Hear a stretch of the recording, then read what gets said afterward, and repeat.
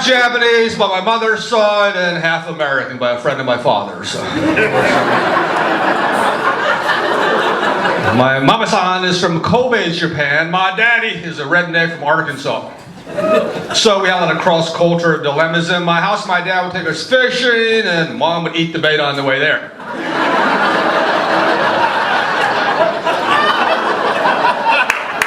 We'd eat a little sushi, watch a little hee-haw. That was a night for us, basically. My mom's name's Kiyoko. All my dad's folks from Arkansas, they can't pronounce her name. They're all hillbillies. They just all call her Kitty. Hey, Kitty, come on in, girl. We got some rice cooking up for you. All my mother's family, they all call my dad Jelly, because they can't pronounce his name either, which is Jerry. Oh, Jelly Donuts on, you come in. We got potato cooking for you. I don't know if you guys eat Japanese food, do you? Yeah, I like most of that stuff. You know, some of that stuff my mom would cook, I mean, would be so fishy. I mean, even our cat would be like, damn. You gonna eat that? Well, good to see y'all. Boy, can you feel the love in the room already, huh? How many folks are in love? Do we have lovers here?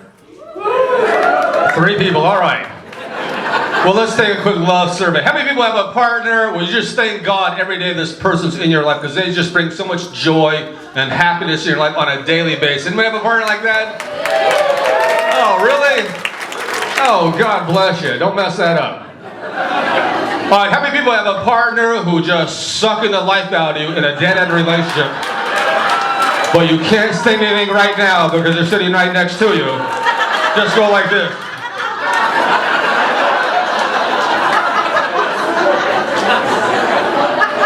All right. Now we know who we're dealing with. Well, I grew up in your typical suburban 3-bedroom mental institution myself.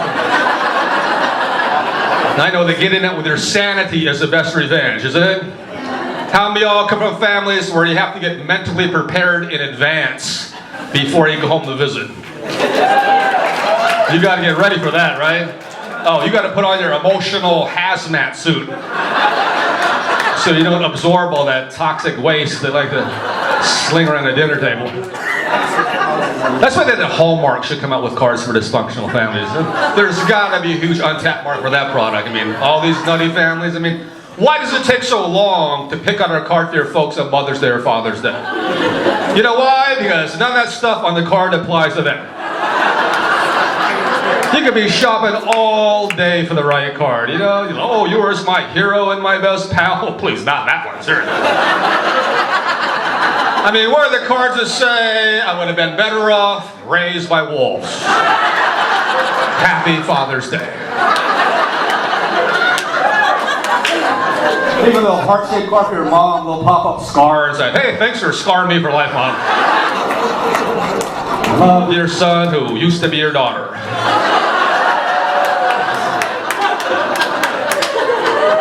If you have crazy parents, the most real card you could send would just say, I love you anyway.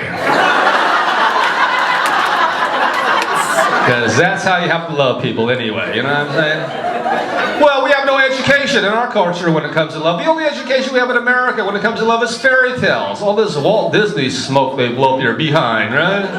About living happily ever after. I think what Disney needs to tell our kids, if you want to live happily ever after, learn to get happy with yourself first.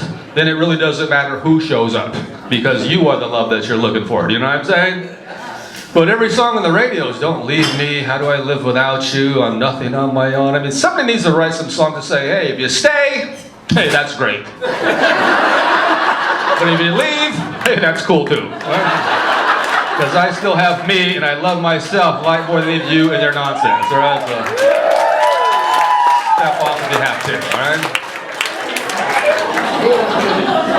Well, nobody knows what to do. You know, that's why half the country's divorced, right? You know, these wedding vows are so impractical. First of all, till death do us part, is that some scary stuff or what? Now, that was cool when people lived to be 30. Well, people are hanging on to be 109 now. You know, you almost have to kill somebody now. I say write your own vows. Write your own vows. The simpler, the better. Next time I get married, I'm just going with is you is or is you ain't my baby.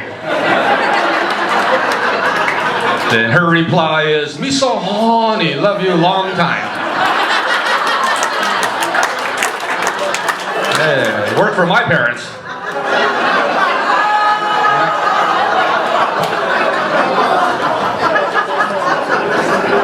If I ever get married again, you know, I'm going to marry an orphan next time. Then you don't have to deal with those in-laws, right? Does anybody have that problem? Oh, my sympathies. Let me tell you, my father-in-law didn't like me at all. You know, and I kind of knew because at the wedding, he was throwing the rice real hard at my face. Then my family picked up and ate it. That really pissed them off. My father-in-law was an ex-Marine. You know, hoorah! This guy right here with a great crew cut. He's got a wooden leg from the Korean War. Always angry. I used to have really long hair, and I walked in his house. He looked at me. Oh, he was not happy. He goes, "Well, you got long hair? Well, I guess that means you're a woman." I was like, "Well, you got a wooden leg. I guess that means you're a table."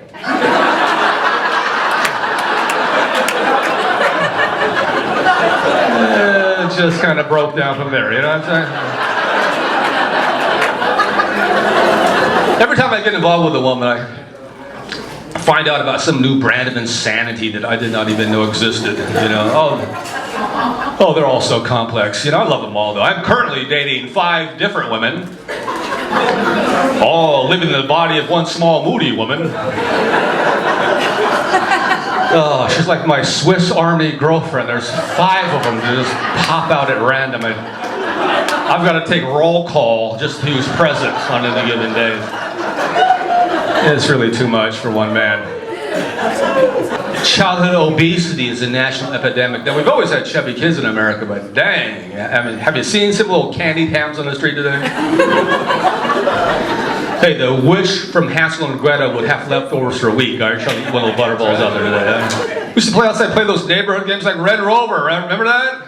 Do we have any Americans in here? Red Rover, send Billy right over, right? Kids don't play that today, do they? You know, if they did, you know, they probably text that. Red Rover. Now, Billy would text back, hey, I can't make it. I'm going to send a photo. It was all low-tech when I was growing up, right? Now, who plays that game Call of Duty? Anybody? And you know what it is? Older folks probably don't know what it is. It's a war game.